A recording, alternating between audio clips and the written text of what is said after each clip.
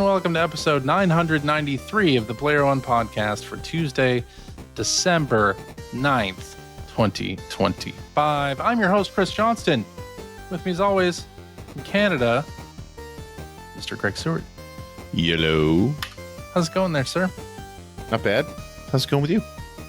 That's going just great. We're using a new streaming setup platform thing here. Yeah, We are. we'll see how this goes. We'll see how it goes. It's very confusing to me.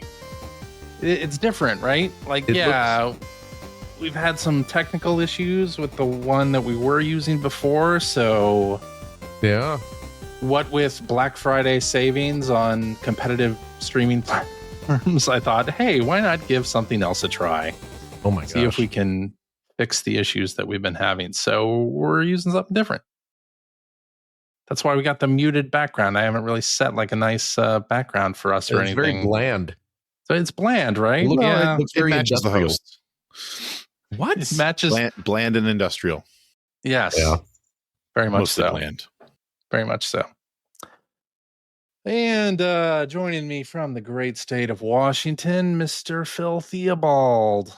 Hey there. How you doing? I'm doing well. How are you? I'm fine. Good. I'm doing fine.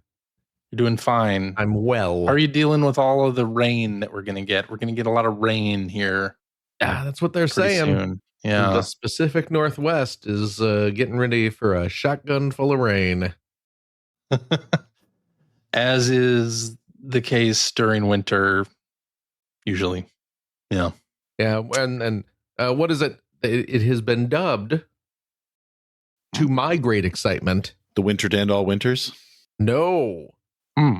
No, the amount of rain that is expected is being referred to up here as a, quote, Godzilla atmospheric river. Wow. Wait, That is not Godzilla, really? That's not me making that up. Look it up. I knew Look- atmospheric river. I didn't know Godzilla was part of it. A Godzilla atmospheric river. You just added the Godzilla at the I- beginning to make it I- more. You do a search for that. That is not me. That is not me making up that terminology. Do you secretly work at the National Weather Service? If I did, Have it you- wouldn't be a secret. I And see. quite frankly, every weather condition would have some sort of kaiju related to it. So Mothra Yeah. summer. Yep. These Mothra winds. Who knows? Hurricane Anguirus is blowing in. It'd be 100% that all the time. That's right. But Yes. yeah, we have the Godzilla atmospheric river on its way. Hmm. So we're ready to hunker down, Battening down the hatches. wait out the storm. I wish. Oh lordy, do I wish it was a little cooler up here, because I have heard tell that near-ish by in just a wee bit north of us, Mm-hmm. it's going to be cold enough where that Godzilla atmospheric river is going to turn into snowstorms, Right. which I want to be part of a snowstorm. I want to You- be snowed in. It doesn't Absolutely. it doesn't happen so much here. No, No. we'll get, if we're lucky, we'll get like a good week of just torrential snow, and we're stuck in our homes, and Yeah, for a week. and then it goes That's away. it. And then, you know what? That is the proper amount Hmm. of snowing in that I would like. I do agree. Yeah. I know back in Illinois, back in the hometown area, they have been inundated with snow this past week. Yes, they have. So Like an additional, like they had a decent amount on the ground and then yeah. got some more. Yep. It just keeps coming. The fun don't stop. The Uh, cold get colder. guess not. Guess Yeah. not. So I'm hoping for some of that here, but right now, I guess I'm just gonna have to deal with Godzilla rain. Which, if I got to deal with rain, You're just gonna go outside and like revel in it. oh, absolutely. Godzilla rain. Yep. Yep. This is the best. Why can't it all be Godzilla rain? You know what I'm gonna do? I'm gonna wear some shorts. Let that water sprinkle on my legs, Yeah. so it can be Shin Godzilla atmospheric river. Nice. Pretty nice. Yeah. Anyway. Should we talk about some video game stuff? Oh, better than must we? this. News? Well, Let's do it. Okay, fine. So Oh my gosh. this past week, if you didn't catch it already, GameSack and My Life in Gaming released a documentary about the early years of Electronic Gaming Monthly magazine. Well, no, it wasn't just it was pretty much the whole run. It was the whole run, but the focus of the majority of the runtime was on the pre-95, pre-Ziff Davis era. Yes, they did go into the Ziff Davis era, but I thought the vast majority of it was... the focus was clearly on the Lombard and Oakbrook days. Yeah, Lombard. You're not talking to John Stockhausen if you want to know what happened during the James Milkey era. That's true. Yeah. That is true. So, we got to watch this. I was interviewed a couple months ago for it. And really enjoyed talking to those guys. And I really enjoyed the final product, actually, because I was an early reader of EGM. Like, I was a huge fan of the magazine. I think all of us were, right? All three of us were. Of course. Yeah. So it was great to, hear about the earlier days before I started. I had heard legends, but not everything. So yeah, I was lucky enough to be able to help with this a little bit, because this is something that the guys have been working on for a few years, actually. Yeah, and got to help. Well, connected you with them, actually, was one of the things that I got to help do.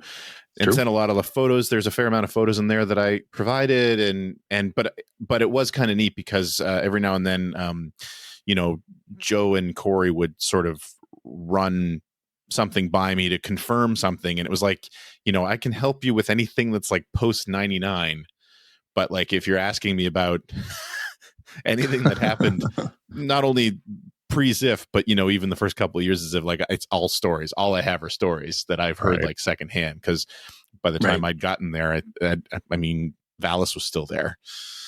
That was, there were a few other old school guys, but yeah, Mike Valis was kind of the guy, the elder statesman, as he called out in one of his interviews there, actually, how when Ziff took over, all of a sudden he was like the vet, and a lot of the other guys were gone. But no, fantastic. I mean, highly recommend, even if you weren't an EGM fan, like they did. I mean, both of those guys, like Try and Corey over at My Life in Gaming and Joe at GameSack, always do great stuff. But this is, this is next level. I think they did an amazing job. Yeah. It's really good. Yeah.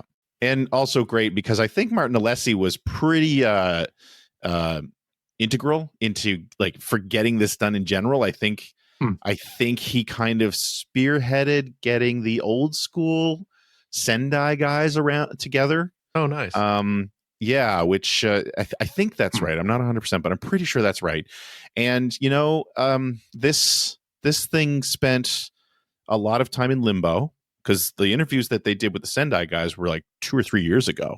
Right. 2018. Oh wow! So there you go, 7 years ago. Yeah, I mean, Joe. Sorry. Oh no, it's just they were definitely recorded quite some time ago because Martin as well. That's what I was getting at. But but I'm just the reason I'm bringing that up is because it was in limbo for quite a while, and it was in limbo because there was a little bit of and Joe's been pretty open about this on social media and stuff. There was a little bit of tension around whether or not they were going to be allowed to release this documentary. But given the fact that, again, it seemed like it was a bit of a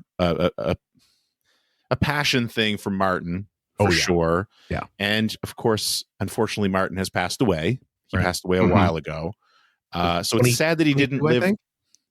Yeah. It's sad that he didn't live to see this. Right. Yeah. But it is nice that it got released. Yes. I think it's a wonderful tribute to his memory. And they do actually dedicate it to him at the end of the documentary. And yeah, I mean, I didn't know Martin personally. But Me when neither. I was younger, he was definitely, of the 4 reviewers on the review crew, I definitely gravitated to his reviews. So it was kind of cool. Yeah. But it was really cool to see all those Sendai guys on here, because again, I know almost none of them personally, but I mean, I idolized them when I was growing up. So Same. yeah. Yep. You know. Yeah. Yeah. Yeah, it's weird to watch a documentary about a magazine that you, or a place that you like worked at. Like Yeah. the opening shots of The Office, it's just I like, know. It's so weird. I worked there. That's weird. Yeah. Like seeing images of that. Yeah, and I mean, growing up in the Midwest, I had thought that video games were a California thing or a West Coast thing, and there just so happened to be a pocket of that industry in Chicago. the Midwest. Yep. In Chicago. And when I found out that EGM was being made like 2 towns over, I was ecstatic about that. And I think I've mentioned it on the show. Like my first interview was with David White, who they talk about in this documentary, but I was only 14 at the time. And the reason I got that was because I did a school project to write a business letter responding to an ad that EGM had put in the local paper, and I just so happened to actually send the letter, and then they called me. So yeah. And actually, speaking of that, because they kind of touch on that too, because it really goes into sort of the Wild West mentality of the magazine starting. And I forget who mentions it, but you know, they do talk about, I think Ed actually talks about it a little bit, about just hiring kids. Yeah, that was basically what they did. Right. And were, you know, gamers who maybe could write. And but I also liked that. What I really like about this a lot is that, yes, the focus is on the Sendai days, but I was really glad that they balanced it out with the Ziff Davis days. And sort of they talked to Dan Shu as well, who ended up being editor-in-chief by the time I was there, or not by the time I was there, but soon after I got there. Right. And you know, it was just nice to sort of have that balanced. And I mentioned that to Joe and Corey afterwards, because I love seeing the old school stuff. I love seeing all the guys being interviewed, but I really like that they balanced it out, especially because, and actually Ken Williams is is it Ken Williams? Yeah. He's on the screen here right now, and on the video version, if you're watching that, he was he made a point of calling out how, you know, when Ziff took over, the passion left, which is utter bullshit. You know, I'm just gonna say it is. This really rubbed you the wrong way. It really, well, you know, I hate that argument in general. Right. So I was really glad to see that they got to balance it out. Because that absolutely is not true. And I also love that pretty soon after he said that, there was a shot of me talking about the Just Another Karate Game review. It's like, journalism. That's the passion was there for sure. But you know, I mean, whatever. It's neither here nor there. The Sendai days were great. It's one of the magazines that made me fall in love with video games and made me want to be in the industry. And so, but it was just nice to have a balance there, because the Sendai story alone would have been fine. It would have been worth it. Would have been great. But being able to carry that through to the Oakbrook days and a little bit into the San Francisco days was really nice as well. Yeah. And also all the footage they have of Ed and Ken Williams in Japan. Oh my gosh. Yes. Fantastic. Just release that raw footage. I just want to watch. Footage.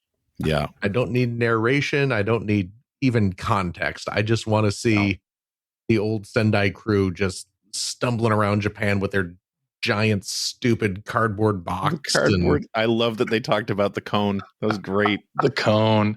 Yeah. The really cool thing about that was when they were talking about the little window that they created so Martin could look through the side of the cone and play the game. Yeah. It was great. That's fantastic. Really good stuff. Yeah. Yeah. I remember seeing the cone. I don't know how many summer consumer electronics shows you went to, Phil, but like in the early 90s. 2 or 3 of them, yeah. Yeah, in the early 90s, they had the Summer Consumer Electronics Show in Chicago. And so I snuck my way in there.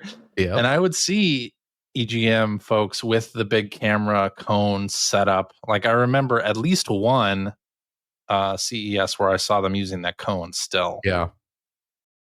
There was a summer CES one year that I got into, and I bumped into the EGM crew. And of course I was a high school kid. I mean, they were barely out of high school, but I was working at Babbage's at the time. And I bumped into a few of them, and Martin specifically. That was my first time meeting Martin. Was running into him at CES, and I had a what was the Game Retail News?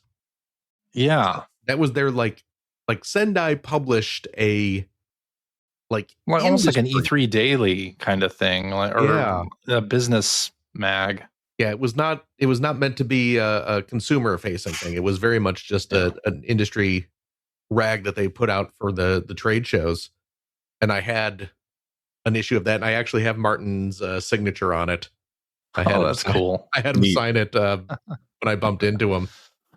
But yeah, so that was just a rad little moment for nerdy young Phil back in the day. But yeah, it was amazing. This is a great documentary. It's like what, about 75 minutes long? Yeah. Is it even over an hour? It's over an hour, yeah. Oh, is it? Okay. Like an hour and 15 minutes. What I loved was actually I reposted it on Facebook. Just so friends and family, could see that, because I mean, a lot of people knew that I worked there, but they were not video game people, so they didn't read the magazine or anything like that.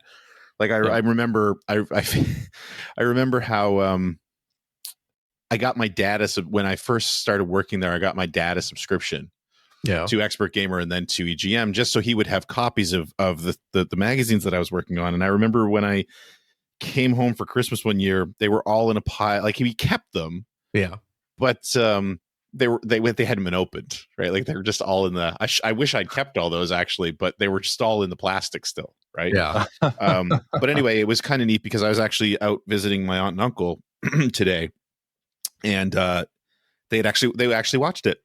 Oh, they watched the documentary, and they were like, they was just like, we knew that you did that, and we knew that that they did get over the whole idea of, oh, he's just sitting there and playing video games all day.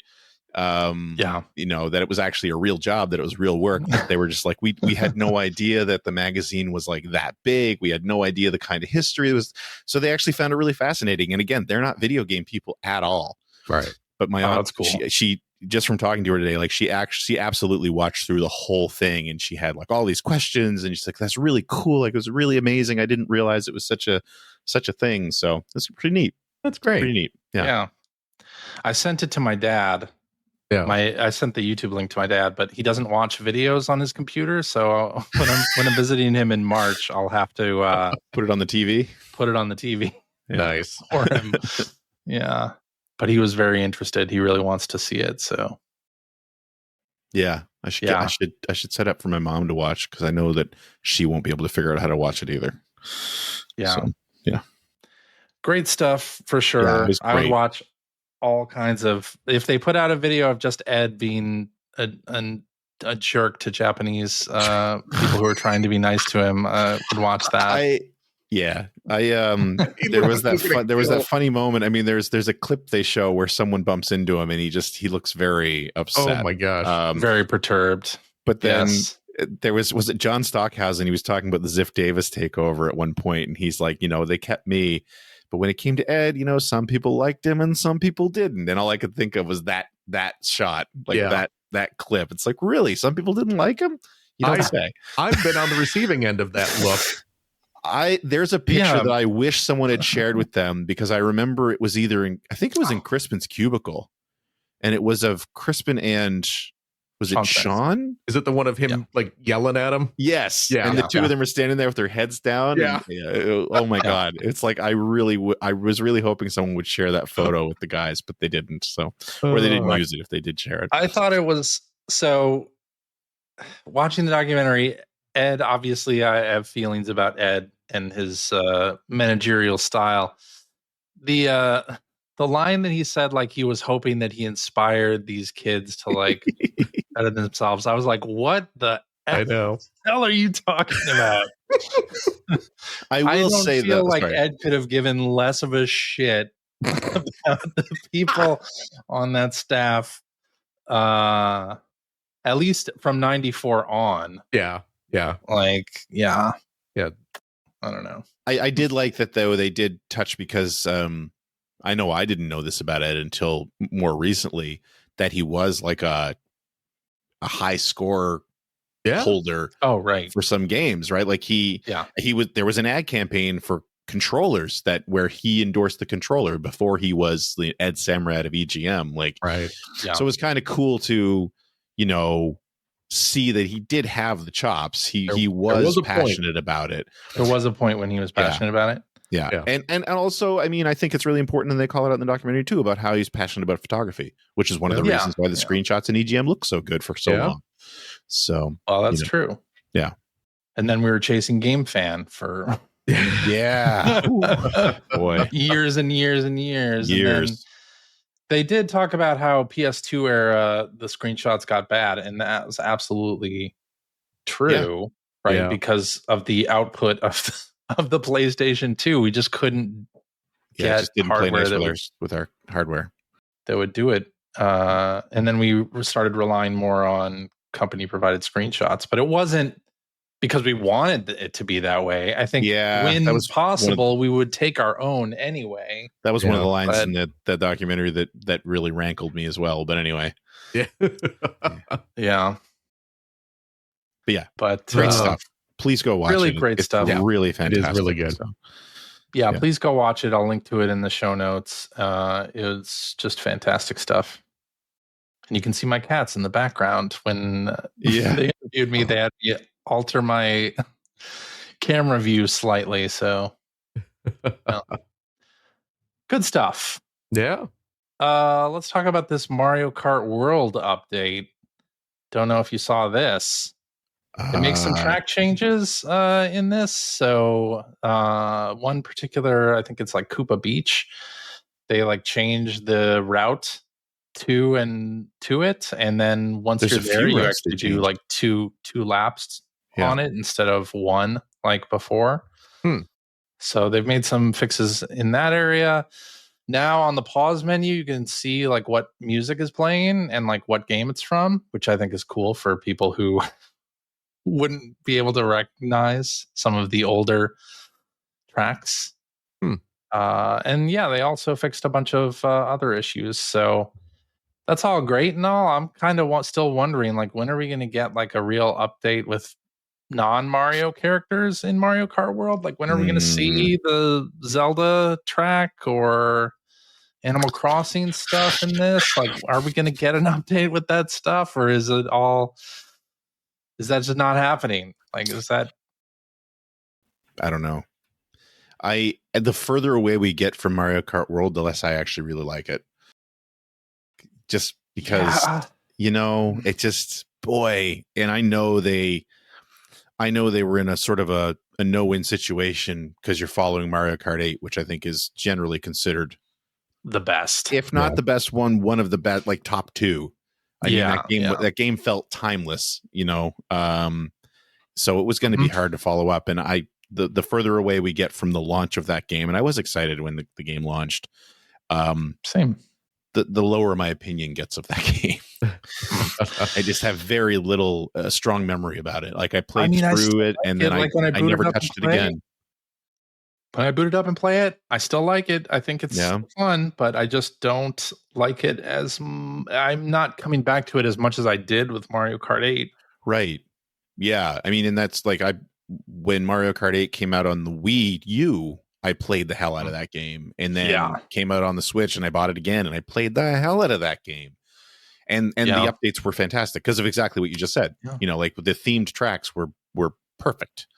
Yeah, why aren't they doing that? Like, what? I don't know. Yeah, I thought for sure they were going to do that. Yeah, hasn't happened yet. So we can hope that they do that eventually. But in the meantime, we got an update with a bunch of fixes, and I guess that's how they're leaving it for the rest of the year. Yeah, maybe we'll see what happens next year. But hey, we've got a new trailer for a new video game called Starship Troopers Ultimate Bug War. Oh my gosh. This is from the developers of Bolt Gun. It's like the Warhammer old school FPS. Yeah. So they're doing the development on this, and .emu is involved. Really? As well as a publisher, I believe. So it's like, an old school FPS. You got Johnny Rico himself in the trailer for it. I saw that. Yeah. Casper Van Dien. Yeah. No, it's Johnny Rico. Okay, fine. Johnny Rico. He's from Buenos Aires. You want to live forever? And he says, let's kill them all. Yeah. Oh my God, I love Would you like to know more? That's fantastic. Would you like to know more? I am very excited about this. Yeah. It's cool, right? Like, I'm pretty stoked. I have not played the Warhammer game, but I've heard it's fun. I remember people liking it. It was on Game Pass. And I have heard it's fun. I don't think I can play it because it gives me motion sickness. So Right. Who knows if this will, but I guess if this has field of view options, then maybe it'll be fine. But Starship Troopers stuff, awesome. Like I like that. The Helldivers movie stuff that got announced, I think that's cool too. It's funny. I am worried. Helldivers is becoming a movie and Starship Troopers is becoming a game. That's right. I thought Helldivers was basically Starship Troopers the game. It basically is. Yeah. With the same kind of anti-fascism. Yeah, that's what I mean. In there. But the thing that always gets me is are people not seeing the anti-fascism stuff in don't even in both bother. Starship Troopers and don't bother even worrying about it. The Helldivers movie, like, I'm excited about it because Helldivers is a really good game, but there's anti-fascism stuff in there, and you like sometimes feel like people don't see that, or like there's the audience that aren't getting that part of the message. It's all very militaristic, and we'll see how the movie comes out. I hope that it reflects those kinds of bits of satire that are clearly in the game. Maybe they're too close to home that it doesn't seem like satire anymore. I don't know. But it is there. Anyway, so Starship Troopers Ultimate Bug War looking pretty cool. Ball Pit. Let's talk about Ball Pit for a second. I love to do that. So they've sold over 1 million copies of Ball Pit, which is amazing. Good. That's excellent. And they're going to do 3 free content updates. Oh, amazing. That's the best January, kind of content update. April and July. So, I mean, who knows? They might also do some paid expansions. But we know at least we're getting 3 free content updates. In January, they say, raise your pinky for the Regal update. Boom. I don't know what that could be. April, slink into the darkness for the Shadow update. Very spooky. Shadow the Hedgehog? No. Oh, finally. The crossover. Is Regal Balatro? Regal might be Balatro. Could be. Could be. And July, get back to basics in July with the Naturalist update. Oh. Are they all naked? Clearly. Hopefully. That's what the hat has to be, right? Yep. Embrace naturism. Yes. Each update will have new balls, new evolutions, new buildings, new characters, and more. So there you go. Excellent. A roadmap for more Ball Pit, which is excellent news because Ball Pit is an excellent game. Excellent video game. Yes. All right. I think we can transition now into what you've been playing. Oh my gosh. Philip, Yes. we're gonna have you go first. Oh golly. Okay. I know, right? Let's see. Well, I'm gonna say this just because Inferno 9 is in our chat asking if I've played this. I think that was also mentioned on our Discord. Desperately wanting to know if I have played the Godzilla and King Kong pinball tables in the VR Pinball Effects game. And I have not. Yes. And I've not. You've not. I've not. How dare you? I'm not into the giant monster stuff. It's like dumb baby things. Wait a second. Not really concerned Earlier, about that. During our Godzilla Storm What do we talk? wait? Which was this now? No, I have not. I have not played those tables, and it is solely because it has been a minute or several weeks since I busted out my VR meta quest, whatever they call that stupid thing. Now I haven't played any VR stuff in a while. Mm-hmm. So when I eventually get around to playing some VR again, I will probably get those tables. I've certainly played the Godzilla Kong tables on standard Pinball FX. They're honestly, they're not my favorite tables. But in VR, you can pretend to lean on the machine and then fall over. When you find that there's nothing to hold you up. You seem to speak out of experience with that. It's only happened to me once. Okay. Well, then it has happened to me once where I tried to like put my arm on a surface that wasn't actually there. And wait, did you actually do that? I did actually do that once. It's not like a bit. No, it's not a bit. I did actually do it. On something in VR? I realized, oh, that's not real. That's not a real thing. Just putting my arm on. Oh, it was during Walkabout Mini Golf. Oh boy, a couple months ago. Yeah, I put my arm there and it just went right through. And I'm like, oh. Now see, this is where the Oasis had it all figured out. Do you remember the Oasis? I do remember the Oasis. That's what that was called, right? Yes, it was the VR thing we did in Vegas. There was physicality to it. So if you saw a door and you opened it or whatever, yeah, and the wall and the surfaces were all real. Yes, they had built out the various. It was rooms. the void. It wasn't Oasis. It was the void. Yes, the void. Right. Is the Oasis? That's Ready Player One. Yes, I believe it is. Yes. I know it was the void. I'm always in my head. I'm always gunting. That's my issue. God, the void. That's what it is. Yeah, the void.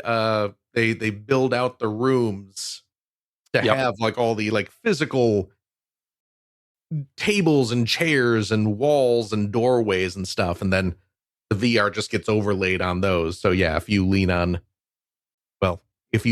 on the void, I believe is dead at this point. Oh, I think it's back. What is it? It went away during the pandemic, but I think it's back. Oh, really? Yeah. Oh my gosh. Well, good for the void, I suppose. But it actually was pretty rad. They have similar places like that where it's like a big space and they have physical objects there that are Yes. But so no, I have not played those yet, but I'm sure at some point I will. Yeah. Oh, you know what else I did this week? What's that? Video game wise, I bought an external hard drive for my PS5. An external hard drive. And because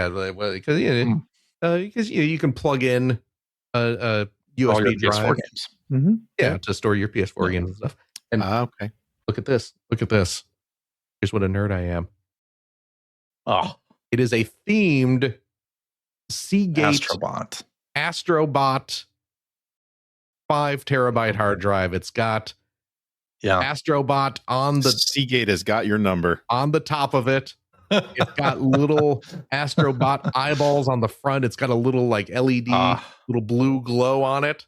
That's great. It's beautiful. And it was like 150 maybe. Okay. Something like that. It was not, I don't know what a standard 5 terabyte drive goes for these days, but it seemed like a good deal. But so other 5 terabyte hard drives don't have Astrobot's eyes looking at you. That's the thing, right? Yeah. So I got that. So I've been I was downloading a bunch of old PlayStation games, PS4 games, to store on that drive so I can play them whenever I want. Which, you know what it made me load up? I loaded up the old Lego City Undercover game. Oh, that's a good game. I played a little bit of that the other night, and I was like, oh, geez, should I do another playthrough of that game? That's a fun game. I played through that on the Wii U. Yeah, so did I. It was real good, too. And it's a great game. It is a great game. And oftentimes now it's on sale for like under $5. Oh, yeah. Yeah, you can get it for cheap. For nothing. Yeah. These days. It is really fun. And I remember the end game being like really intense and like super, like surprisingly dramatic. Yes, takes you off planet. Yeah. Oh, it's so boy, yeah, I should really play through that game again. Anyway, it's a good game. So I played a bit of that on my new little Astrobot drive, which hooray. But in terms of new games, because I played a little more Capcom Cross and that sort of thing, but I did pick up the new Marvel Cosmic Invasion game. Yeah. The beat 'em up. Yeah. And played through a couple levels of that. And of course, this is the new beat 'em up by the same Tribute Games team who did Shredder's Revenge, the recent Turtles game, which was outstanding. And I'm really digging this one too. It's a really fun game. It's got a lot of playable characters, and they all play fairly differently, at least the ones I've gotten around to playing as so far. And cool. Terrific animation. The backgrounds are just beautiful and intricate, and there's so much detail. And oh look, they got all the video CJ showing has all the characters unlocked, which of course I do not have at this point. Right. But it's just making me go, oh, I gotta figure out how to unlock all these. Gotta get Rocket Raccoon. Come on. I mean, you can play as Rocket from the start. Oh, you can? So, okay. Yeah, he was in the demo. He's one of the initial offerings. But I don't think the Ghost Rider is available from the start. I don't think Venom is either. So I got some unlocking to do, but it's a really fun game. Nice. There's some, really cool moves. I've been playing as like Spidey and She-Hulk a lot, and they have some really fun move sets and things like that. So it's a good game. I haven't played any multiplayer yet, but I should at some point. Yeah. But, yeah, it's wild how many of these sort of retro beat 'em up games have been coming out in recent years. But you know what? I love the trend. Oh yeah. Some are better than others, certainly. Yeah. Certainly. And the Tribute Games team, I mean, they got it figured out. They know how to make these games. They, like I said, they look gorgeous. The animation's top notch. So a lot of fun with this game from the bit I've played so far. Cool. And you guys you're probably not picking this one up? I don't think so. No, I've got too many things on my backlog, and then things keep getting added to the front log. So I want to, but it's definitely on the back burner for now. Because I played the demo and I liked the demo, but it didn't blow me away. Okay. So, well, I mean, is a licensed beat 'em up gonna blow you away at any? Is there any way for like I wasn't as excited for that as like say the new Streets of Rage or Turtles or what I mean? Like that's because you're a big Sega nerd. Yes. So I bet that's true. Sure. I bet if this was a beat 'em up based on the Snyderverse, you'd be super stoked about it. God. You want your Jared Leto Joker in there and you'd be happy, right?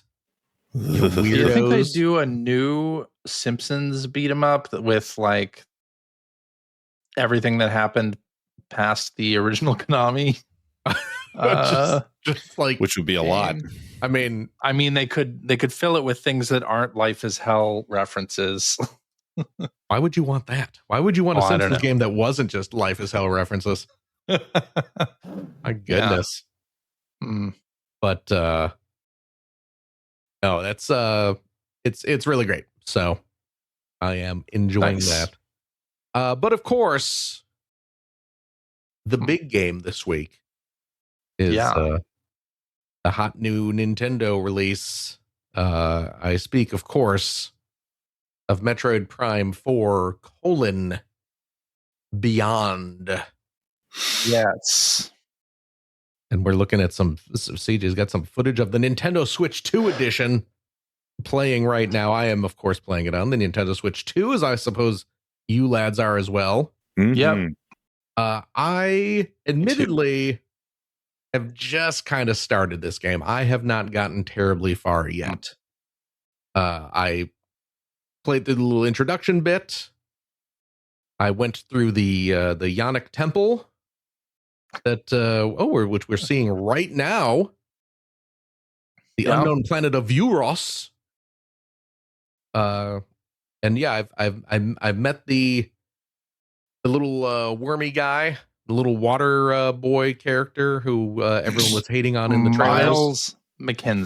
Miles McKenzie, who everyone loves from the trailers. He's not that bad. Yeah, he is. No, not really. Yeah, he is. How far are you in the game, Greg? I'm just about to get the motorcycle. Okay. He's not that bad. He pretty much disappears. Yeah. I've heard in any of the turns into a radio contact at some point. Well, yeah. In any of the areas of the game that you go to, you don't really talk to him at all. Yeah. No. Only when you're leaving. So it's more that I have issues with them giving Samus a radio buddy. It's more than I have absolutely no issue with it. Yeah. It's fine. I will say I have always preferred Samus being kind of a lone character running around. And she is for most of the game that I've experienced so far. She's not if she's having radio conversations, right? Well, but see, and therein lies the other problem. Yeah. Is that they've still kept her as a silent protagonist. Oh, that's also true. Every conversation is a one-sided conversation, and on the radio, that's not terrible. But in the scenes where you're standing next to, well, so far just Miles, but I believe there are other characters you're going to meet. There are other characters. Yes. It's so weird. Yeah. It's so weird because they're just having these strange one-sided conversations where she's just making gestures, and it's just like, okay, if we're gonna, if we're gonna have dialogue, let's have dialogue. You know what I mean? Like, let's just do that. But and I mean, yeah, the radio buddy thing. I'm Phil. You kind of hit the nail on the head there for me. Is that the Metroid games generally have been about the atmosphere, the sort of the solitude of it. Right. And it's, Samus figuring out what to do next. And she's a loner. She's doing all this by herself. And it's just like, I don't know. It just feels weird that now we've got this radio buddy saying, okay, go do this next. Right. Like, well, that the whole point used to be not to know that. Well, right. But honestly, I prefer it because oftentimes I don't know where to go next. Well, and also I don't want to go to the wrong place and then just be stuck. So I'm fine. And I get that. And radio buddy, tell me what area to go. And actually, so I was playing this a little bit before we started because I like I said, you get to kind of a factory, which is where you get the motorcycle, the Viola. The Viola. Yeah. And so I'm working my way through that. And I actually did get to a section on my way back out after I powered up the factory where it absolutely was not clear what to do next. And I noticed I've had that a couple of times. The game actually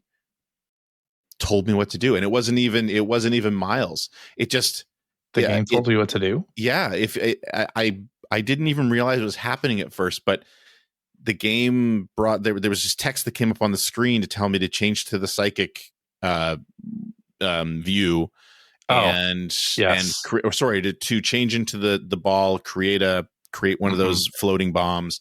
And it gave me step-by-step instructions of what to do to get out of the room. And I was like, oh, okay. I was fine with that because I'd forgotten that mechanic existed.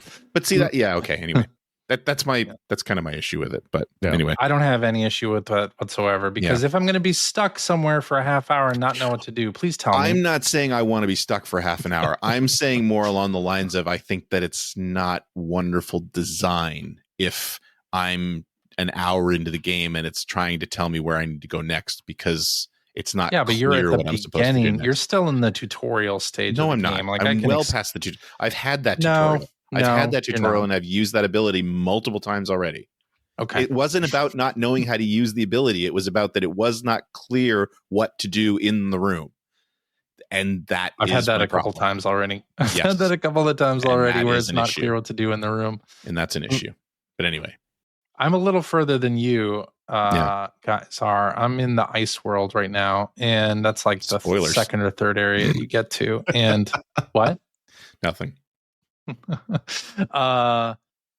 There will you can use your heat shot to melt ice, and you know how first of all, everything in this game is about scanning, and I freaking hate it. Kills the momentum. Scanning.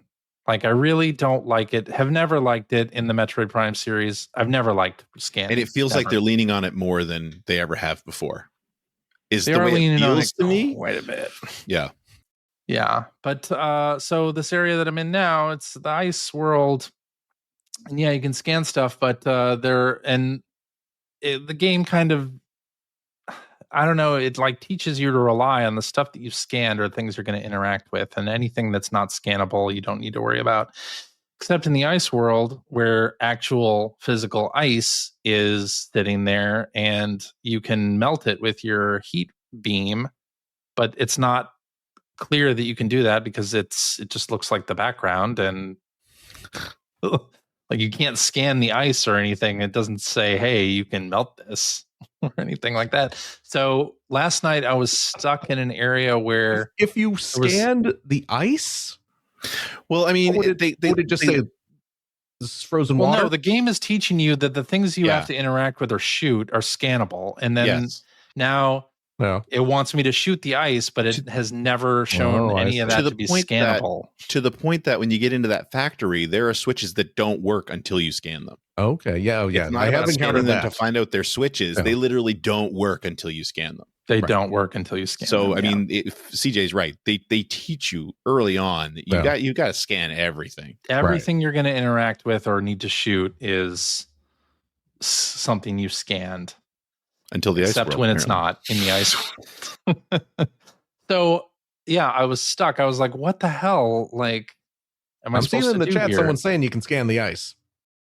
You can't scan. I don't think you can scan the ice. Or maybe I scanned it and didn't realize that because I hate scanning so much and because here I'm scanning ice, I'm not expecting to hear anything important come out of that.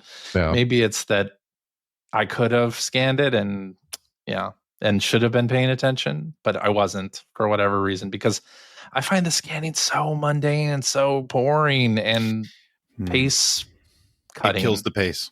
Yeah. But every time I enter a room, the first thing I do is put on the psychic visor and figure out what the hell I'm supposed to scan. Everything that's green. I'm finding I can't enjoy the soundtrack because when you put the psychic visor on, the soundtrack kind of mutes so that you can have the sound effect for the psychic visor. And it's just the pacing in this again. Yes, I'm only in the first few hours, but the pacing so far has been kind of garbage.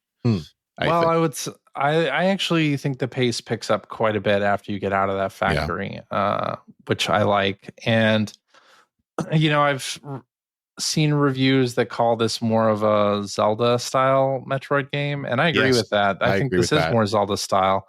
Yeah. And as you play, like, yes, there are other characters that you talk to. They are mostly either completely quiet or they don't talk a lot during the quote unquote dungeons themselves. So yes, you'll meet a side character, they'll talk to you, and then when you like go into the area further, you can't communicate with them and they don't say anything. So I do feel like this game does still capture that sort of lone bounty hunter feel and the feeling that you're there alone quite well, especially in the ice area. I think that it works really, really well.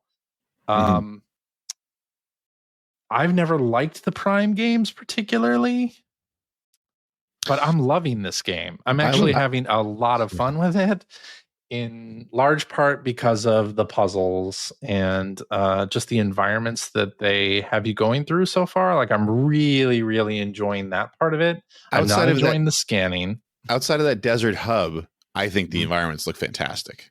They do look fantastic. Yes, it's a very nice looking It's game. a real pretty game. Yeah. And I'm playing primarily in handheld in performance mode, so it's 1080p, 120 frames a second. It looks beautiful. Yeah. I really like it, but I really like it. Ooh, 4K. Well. But yeah, no, I mean, it's a very nice looking game. Except for that desert. The desert hub feels really dated, but and empty. It does, but I mean, it is a you desert. don't have to spend a ton of time in there anyway. But yeah, like every other place I've been to, so like that opening jungle area is great. Yep. The factory, it looks good. It's not a great level, I don't think. Although they're definitely doing that Metroid thing where it's like, oh, here's a room, but I can't really go anywhere in here yet. So I was happy to see that. They do that a lot, like more than I think I've seen in any other Metroid game, where it's like, look at this switch you can't press yet, or look at this thing you can't interact with yet. Yeah. It's like, oh, I'm going to be rolling all the way back to the starting area to get some things. I guess so. Later. Yeah. But it's we sort of took over from Phil. Phil, how are you liking this game so far? It's fine. It doesn't matter. I like it. Samus is cool. Apparently Samus is a lady. Did you hear about this? What? That's what I heard. Sounds woke. I haven't got that far into the game yet.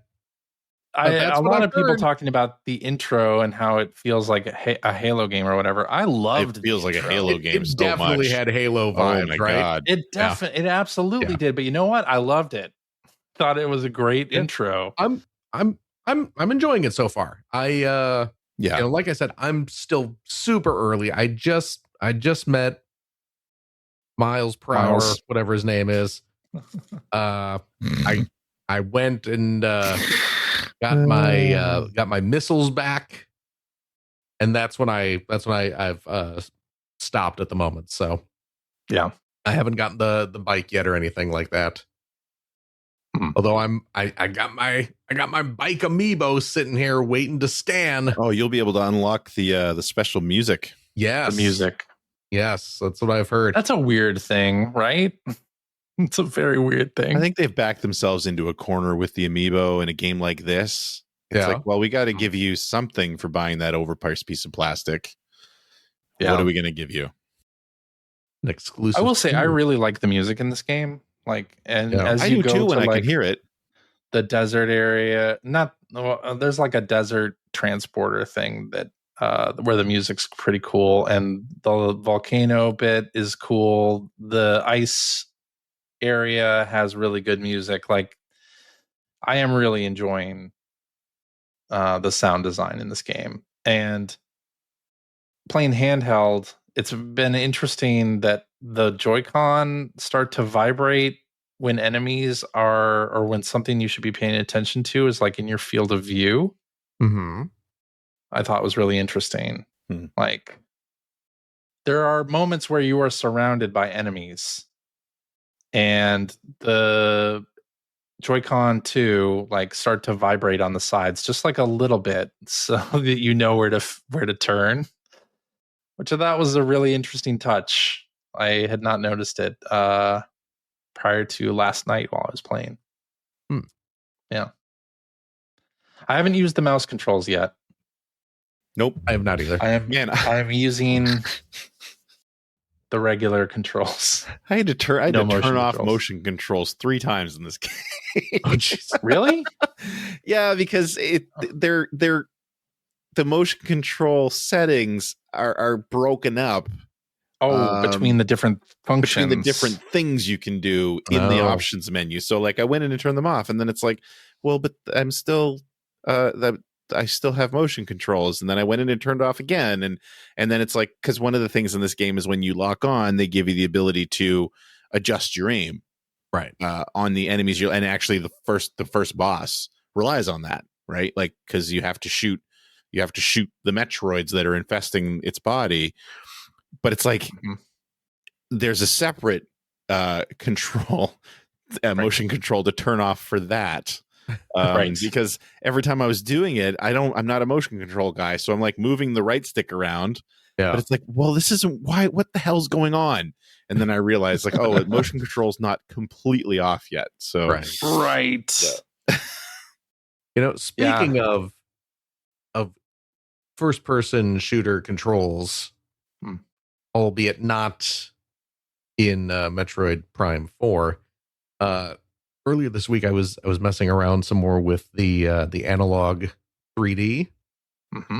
Analog's a little fake N64, and I popped in the Golden Eyes. Remember that game, the classic James Bond adventure, Wrath of the Golden Eyes, that everyone loves, and I popped that in. I was like, I haven't played this in a hot minute. Let's see how this game holds up. Good Lord. Not so much.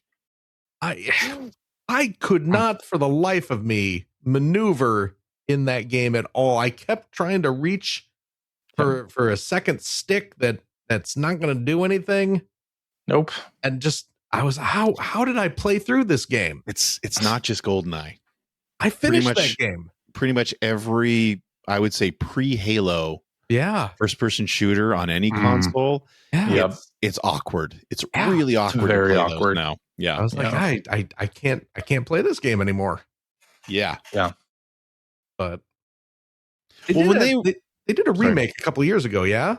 I was just going to say, didn't they do a remake and they did put twin stick control in there? They did, yeah. Okay.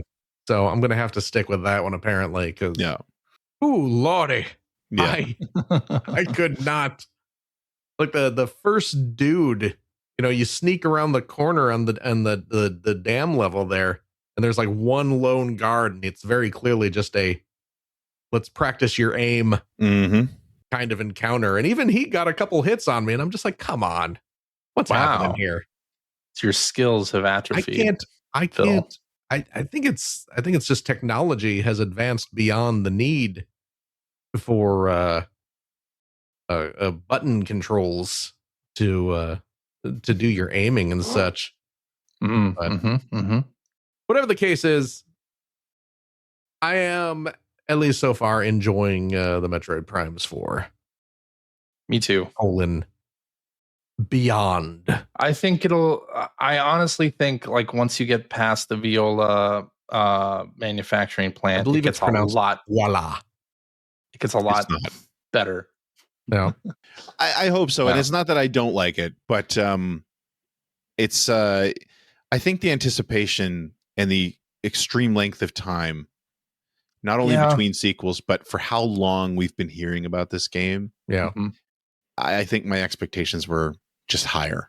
It's not bad, but it's like I would say I think it's very good. Actually, I would say that it's not. I would say it doesn't stand up to Prime so far, the original Prime.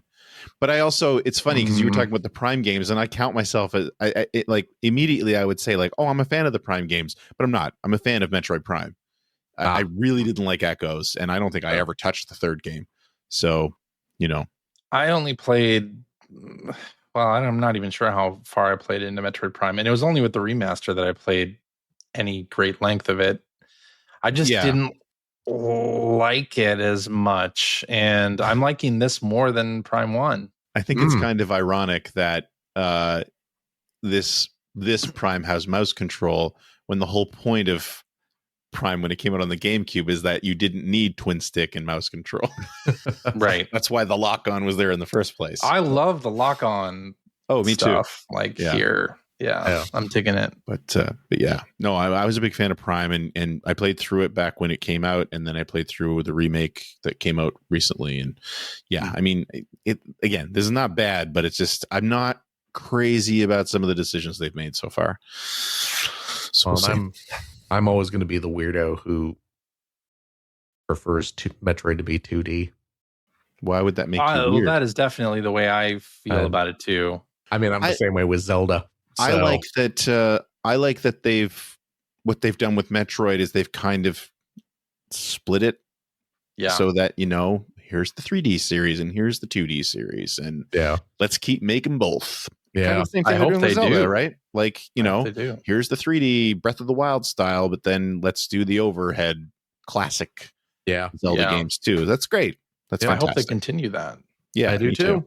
Yeah, but I never finished Dread. Oh, really? I really, I dropped off of it. That's another game that I just, the further away we get from it, the more I don't like it.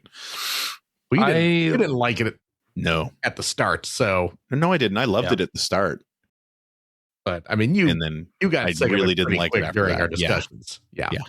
But that's what I've been playing. Okay. Who's next? CJ's next. CJ's next. Anything. So I've been playing Hyrule Warriors Age of Imprisonment. Playing more of that. And this is the Age of Imprisonment.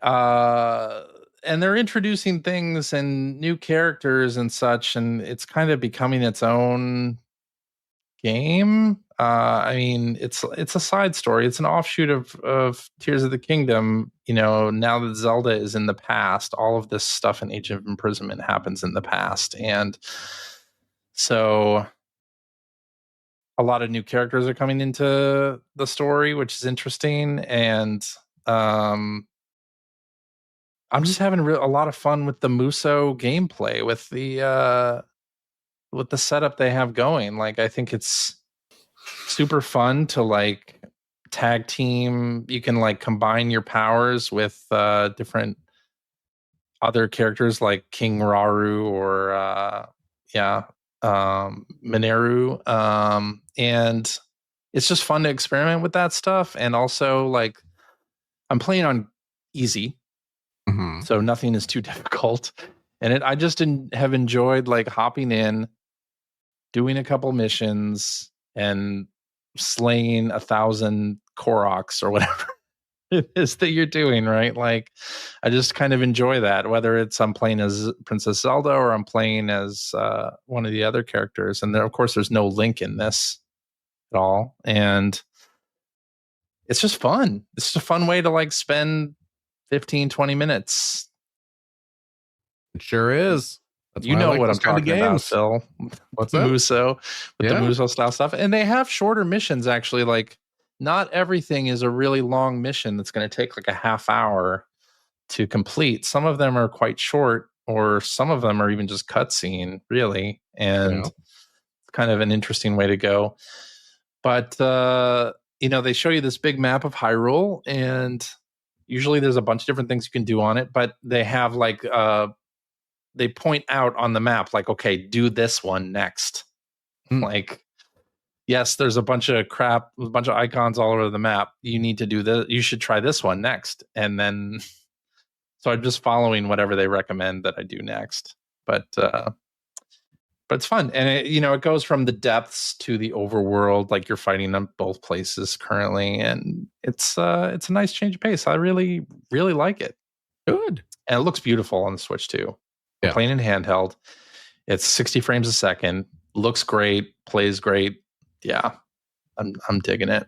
Very nice. And you can use the Zonai devices. You use like a an ice cannon to like take down a big blue choo-choo, and that's super fun too. like a train? No, like one of those big slimes. Like a big You know, old the choo-choo slime. Or like a rocket. Like a little mouse. No. Nope. Incorrect. I was mistaken. Yep. But yeah, unlocking more characters, having a lot of fun with that. All right. Yeah, and that's pretty much all I've been playing between that and Metroid Prime 4 Beyond, which again, I am really enjoying Metroid Prime 4 Beyond. I think so far it's my favorite Prime game, even though I have reservations about scanning stuff. God, like, can we get away from that? Never get away from that. It'll always be scanning. ABS. Yeah. Always be scanning. Always be scanning. All right, Greg. What about you? What have you been playing? So all the talk of the new Picross games from you and Phil last week got me itching for a new Picross game, but I didn't want to go spend full price on SNK or Capcom. But the Namco edition was on sale. Oh, so I am playing the Namco edition of Picross now, and Mappy is haunting my dreams. Holy crap! Wow. Yeah. Wow. Unfortunate. And yes, you guys were absolutely, that music does not fit Picross at all. Like not even remotely. It really does. Yeah. So, but it is what it is. I just turned it off. I did go looking to see if there was at least a randomizer, which there is not in the Namco. Oh, interesting. Okay. So I think they added that for Capcom. They must have, because it wasn't in the Namco edition. Wow. Yeah. So I've been playing that. It's Picross. So, it's great. Yep. Along with another new release from this week that I knew you guys wouldn't have played, but I did, was the Power Pack release for Gran Turismo 7. So one thing is that they've done one of their free updates, which they do pretty regularly, where they add in a bunch of new cars, and by a bunch I mean like 4 or 5 new cars. But they've been doing that pretty frequently since the game came out. Every once in a great while they will add new tracks, and I think it's been a couple years since the most recent track edition.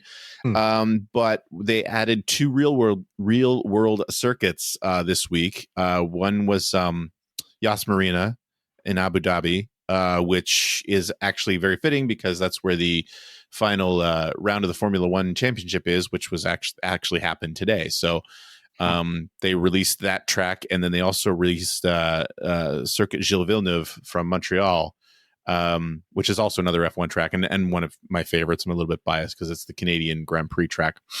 So it's cool that they've done that, because it's been quite a while since they've added a track, and now they've added 2, and they're both real world tracks. So it's nice. But yes, so the Power Pack is basically a new single player campaign. I think it's like a $30 DLC. Comes with like 5 million credits. Oh, the other thing they did was they upped the collector level. It used to be capped at 50, which you could get to easily without collecting even a majority of the cars.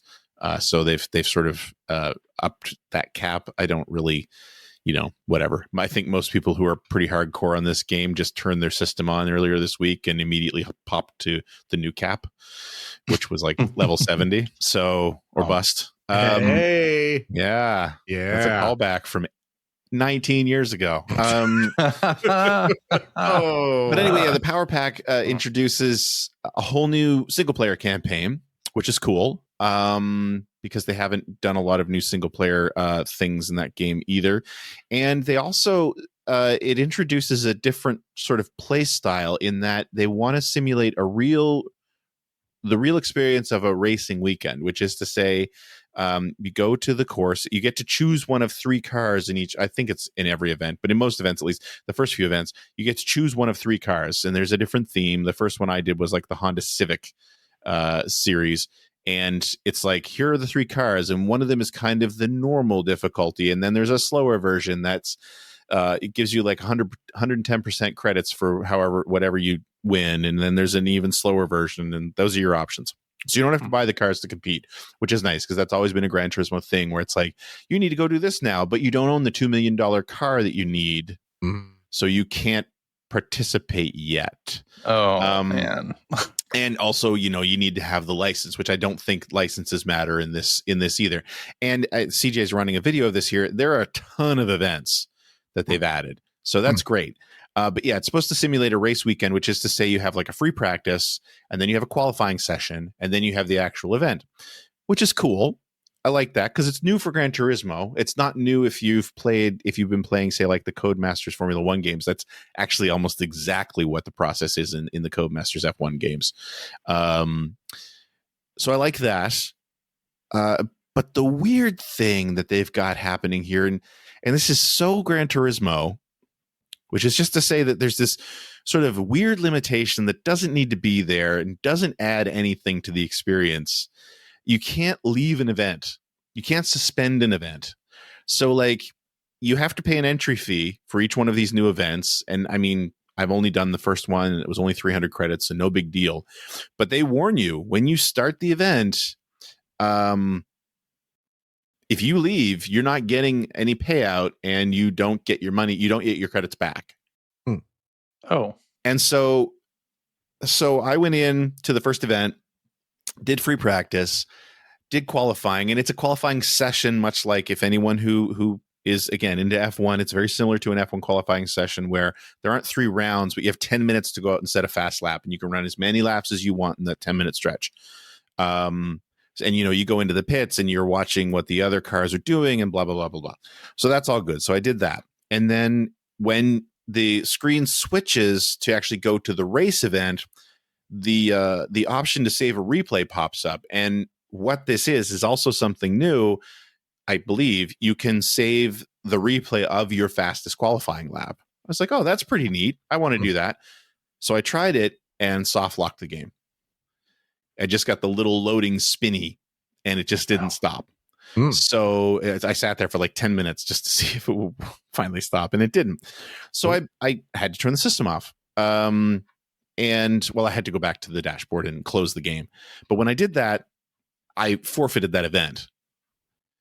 So it's like, I get that you're trying to make this like, this is, I get that they don't want you to go elsewhere in the game, right? It's like you're committed to this race weekend. Great. But it's like, as the races get longer, I don't want to be stuck not being able to suspend this thing. Like, if you want to lock me from going elsewhere in the game, fine. But you literally I can't turn the damn thing off. That's crazy wild to me. Okay. Huh. But again, it's very, very polyphony. They're just, man, for as beautiful as the game is and for as great as the racing feels, I mean, it's a running joke that I don't think they have UX designers at Polyphony, or if they do, they're paid too much. So like their menus are always terrible. The whole thing is so arcane and so old feeling. So anyway, it's weird. And the other thing is that everyone was kind of hoping is that the difficulty for these races would be, and I mean, again, I'm only in early stages, would be a little higher than it is because they have this AI system called Sophie that's been around for a while now. And you can set up single races using Sophie, and it can be very difficult. It's much better than sort of their standard AI, which just sort of trundles around the track in a specific line at a specific speed. And you're just you're not really racing them, you're avoiding them.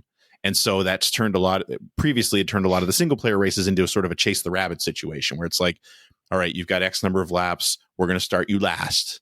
And then you've got to pass everybody, but you're not really racing them. You're just setting a fast lap time and avoiding them. With Sophie, you actually are battling with them, which is great, but it doesn't appear that they're using that for the power pack, which is kind of disappointing. So yeah, it's a mixed bag. I mean, I'm glad that it exists. The game needed to be refreshed a little bit, and now it has been. But I think expectations were a little bit higher, and again, Polyphony's user experience weirdness rears its ugly head for this update, and I'm sure they'll update it eventually to fix that. But for now, it's so odd. And just want to call out that again. I mentioned this last week. This coming Wednesday, I don't know when you'll be listening to this, but on Wednesday, December 10th, we are doing an Extra Life race in Gran Turismo 7 online. The entry fee is a $50 donation to my Extra Life page, which CJ, I'm sure, will put in the show notes.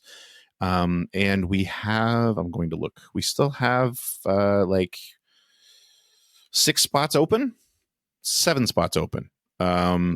to partake. And it will be a race, 6 laps at the Nürburgring Nordschleife on Wednesday night, starting at 9:30 p.m. Eastern. And we have had a couple of very generous souls offer to boost the donations. So you make a $50 donation. We have one other competitor who has said for every person who joins, they're going to make another $25 donation per head. And then we've had actually CJ's best friend, Mike, has offered to augment donations too, based on people creating a livery that has his username on it.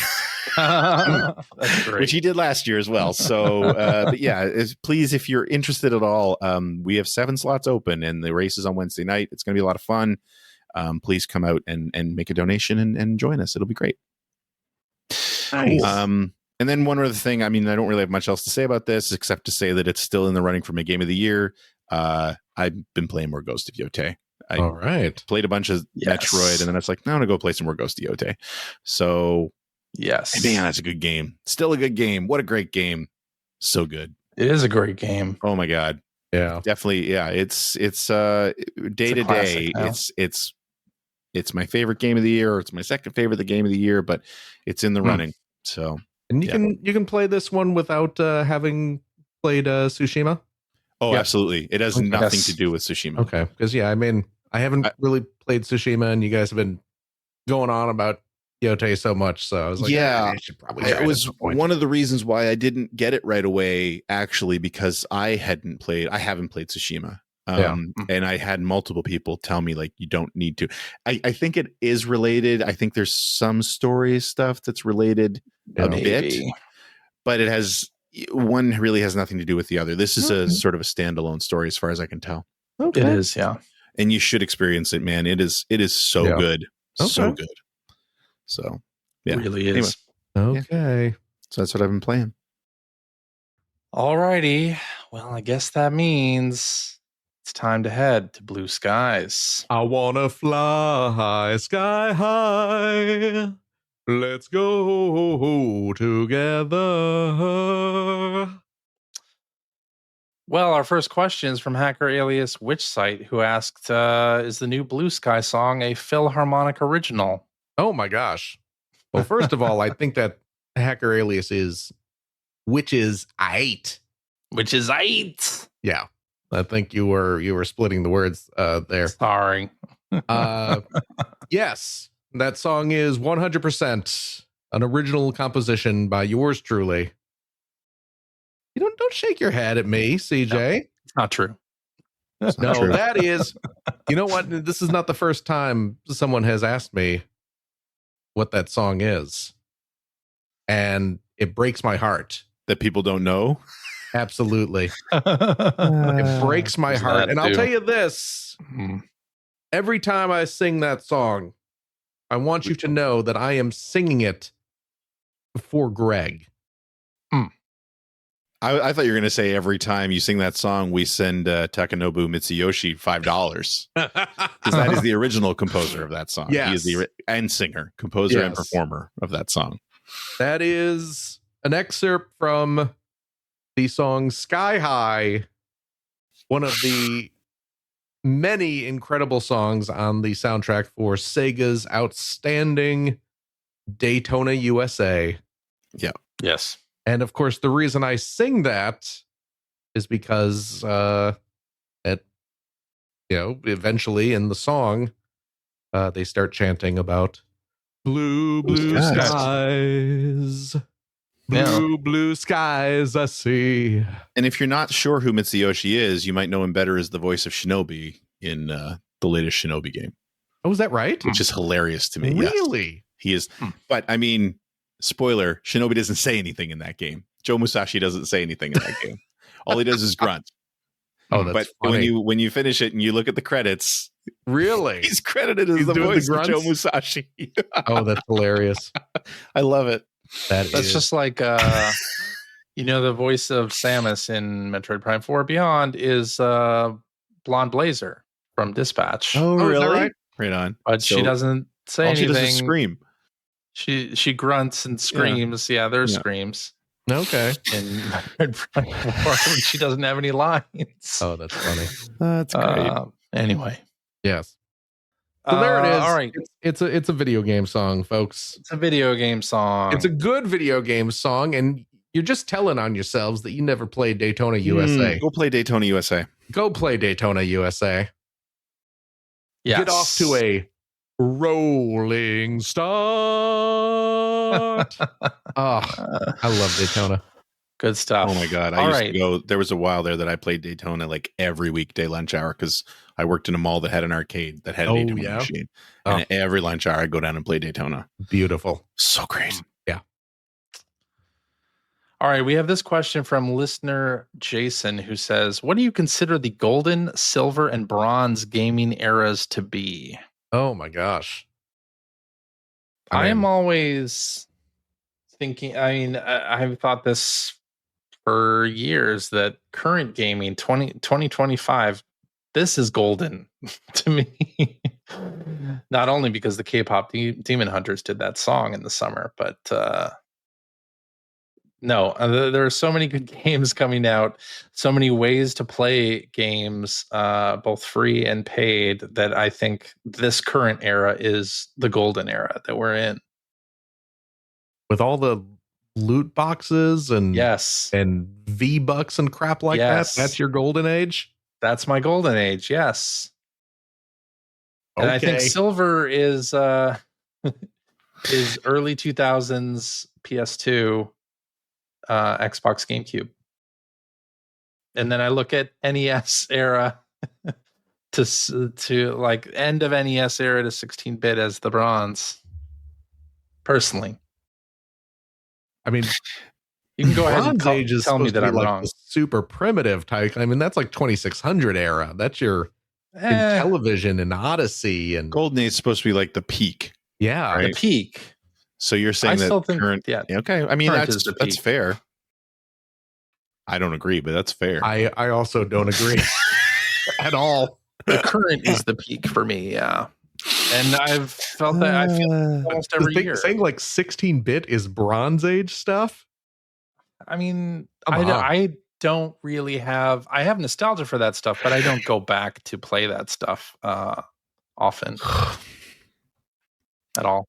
I mean, yeah, bronze is the early like Atari stuff because that's the Atari. Okay, well, that's when the whole industry is being formed in that era. You know, that's your primitive. That's the Bronze Age. Okay, yeah. What would you say for the gold in there, Greg? I would say PS2 era. Yeah, that's where I was landing as well. PS2 era. Yeah. And then I mean silver. That's rough. I would probably say the 90s. It's kind of cheating because the 90s is 16-bit and 32-bit. I'm with Greg on this. Yeah, and then I'm with Phil. Like Bronze Age, I think you got to say like the 2600, the ColecoVision, the television. Yeah.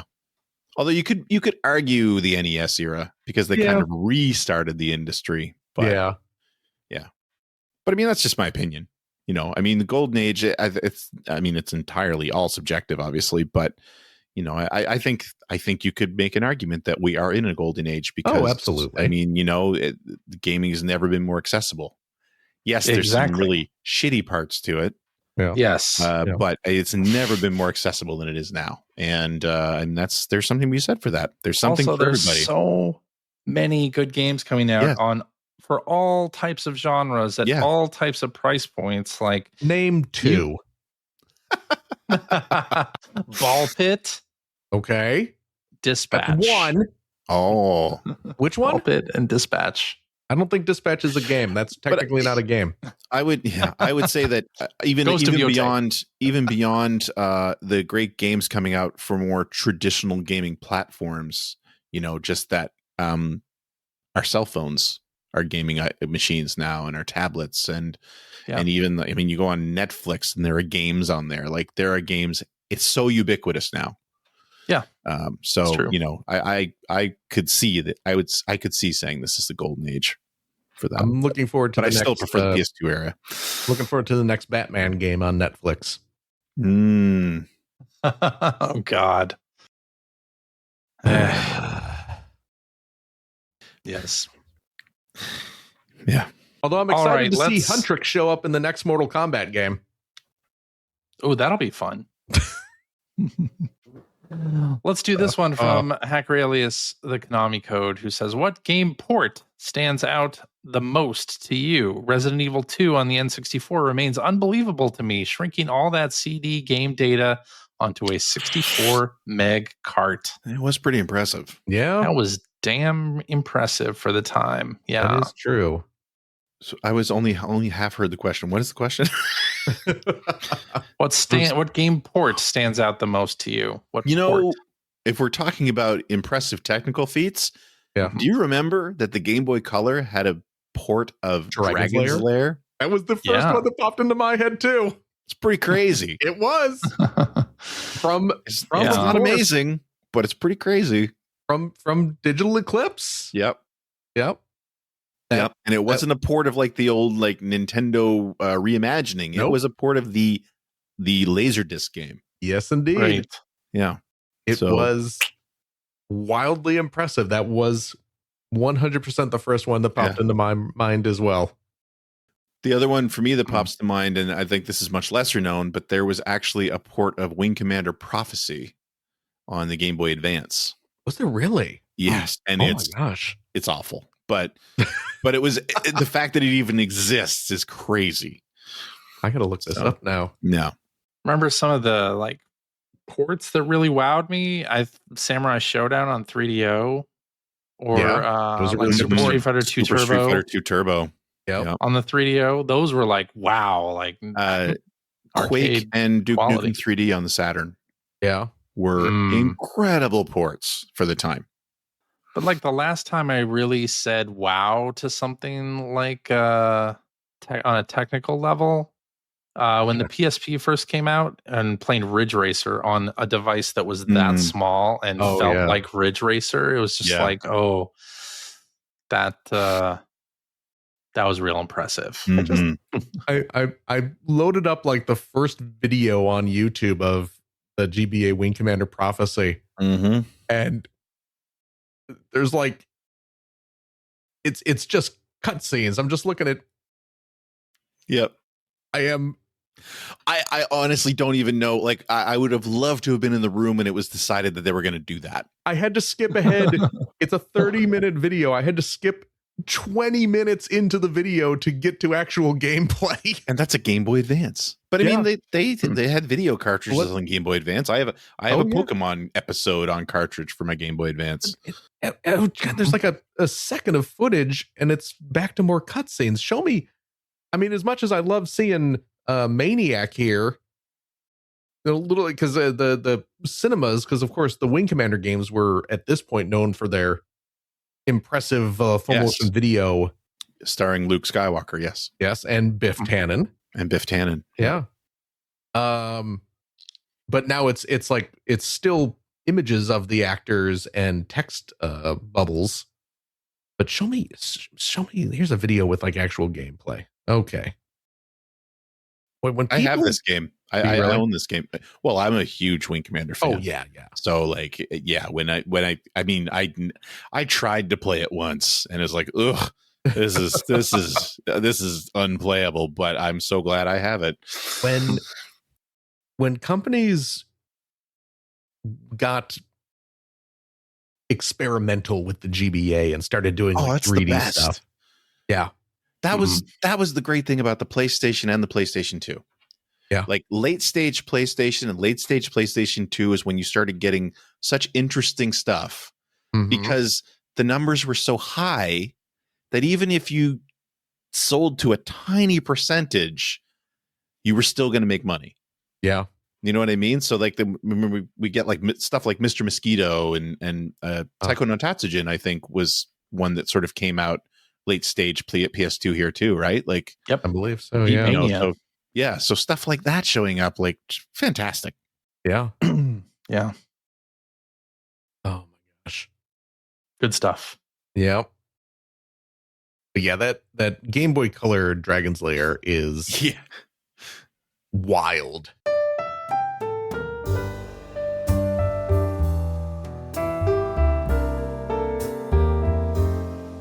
Alrighty, and that is our show this week. If you have a question for us or would like to comment on something you heard, you can direct that to @P1 Podcast on the blue skies, the blue skies. Or you can go to our internet website, player1podcast.com. There you'll find our contact information. You'll find show notes and links to all the things that we talked about during episodes just like this one, and a link to our Discord server where you can discuss this episode with us and our other listeners. I'm sorry, I got distracted. I was looking at one of the other Blue Sky messages someone sent about Picross, like having trouble with Picross inputs. Well, we'll do that one next week. I've never had those problems. Me The neither. problem you're describing is I have also never had that issue. no. I find it harder to play Picross using the Pro Controller than I do using the Joy-Cons. Oh, see, I exclusively use the. I guess we're answering it now. Yeah. We're throwing this in real quick. Hacker alias Nike G says, as a fellow Picross aficionados, what is your opinion on playing it with the Switch/Switch 2 Pro controller? I was really hoping they would fix the random down inputs when pushing right on the D-pad. That's what I get. But the issue still exists with the new Switch 2 pad. Makes so many unavoidable errors. I have played so many dozens upon dozens of hours of Picross on my Switch and my Switch 2 exclusively using the Pro controllers. I have never had this problem. I'm sorry. I have it all the time. Really? I've never had the problem either. Although I'm not on the Pro controller or the Joy-Con. Yeah. Really? Never had it. I don't. Maybe you got a bum Pro controller. I don't know. Possible. I don't know. I'm sorry. I wish I could help you, but I have not encountered. I'm not saying it hasn't happened. Yeah. I'm not saying it hasn't happened. It just hasn't happened to me. I'm saying it hasn't happened to me. Well, problem doesn't exist. Look at that. CJ's calling you out. CJ says you're a dirty liar. CJ says Greg's a dirty liar. I'm sure it does happen, but I have not encountered this. I'm sorry. Yeah. If you'd like to subscribe to the Player One Podcast, you can do so by visiting player1podcast.com or by loading up your favorite podcast. Your favorite podcast listening app. We're also on Spotify. You can like us on Facebook. You can watch video archives of our show on the youtubes.com/P1 podcast, or you can watch us live most weeks. Just follow the aforementioned Blue Sky account to find out when we are doing our next live show. Typically, it is Sunday evenings at 5:30 specific time. So join us, won't you? And I'll tell you what, if you like what you've heard, and how could you, head over to patreon.com/P1 podcast. Throw a few shekels our way. Does it cost us money to use this streaming service, CJ? It does. Oh, look at that. See, that's where your money will go. I'm always move us to a different streaming service about us spending the Patreon funds on inappropriate things, using it for our own petty purposes. But this is what it goes for, getting us streaming on services that give us fewer technical issues. Maybe. We'll see. We'll see. We haven't had any this week, have we? No, we haven't. So we're doing pretty so far, okay. So good. We're doing pretty okay. You give us like 20 years and we'll get a decent podcast we'll out. Figure it out. Yeah. And I'll tell you what, if you are a Patreon supporter of the $5 tier, cheap, you gain special access to a weekly bonus episode.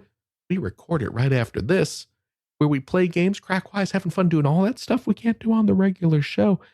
Mm-hmm. CJ? Yeah? I was wondering, as I so often do, Mm-hmm. do we have a game to play this week? We do. We do have a game. Oh, it is a golly. potent lyrical game. What is this? Do you remember the... we would get... Explain it as you would a child. Okay. Here's another potent lyrical game. These were mostly leftovers from the first two things in the I know that song category. You named the source, not the song. So we're talking about gaming music or music in general, actually, because there's going to be some Weird Al songs in here too. So so TV, movie, or something else songs from those things. Okay. So, okay.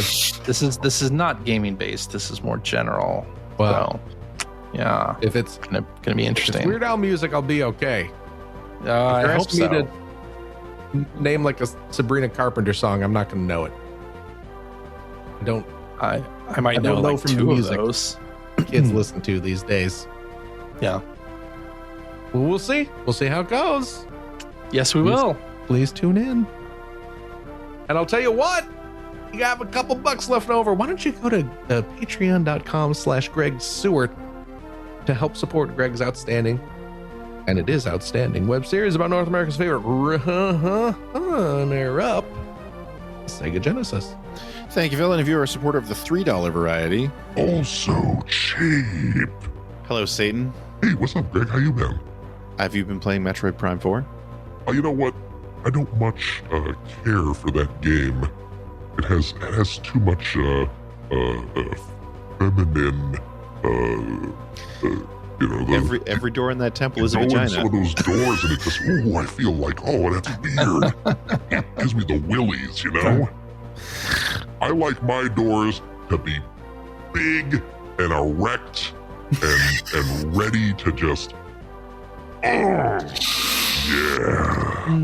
You're ready to burst through them. Well, no, that sounds gross. That sounds gross. You penetrate them.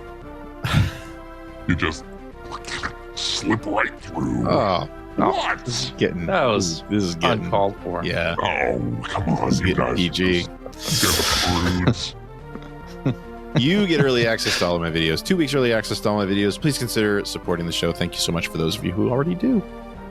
Absolutely. Mm-hmm. Devil's so gross. I don't know why we keep letting him on this show. Right? Yeah, I don't know. That's weird. Is that it? That's it. Okay. That's it. CJ, right? It's CJ, right? That is correct. Star of the hot new documentary from what's the name of the documentary? GameSack and My Life in Gaming. Well, I know that, but Pixels to Pages. Pixels to Pages. Pixels to Pages. Thank you, CJ. Thank you, Phil. Of course. Gregory. Yo. Star of the hot new documentary, Pixels to Pages. Thank you. Thank you, Philip. Of course. And a big old thank you to you, our wonderful, wonderful listeners, every single darned one of you.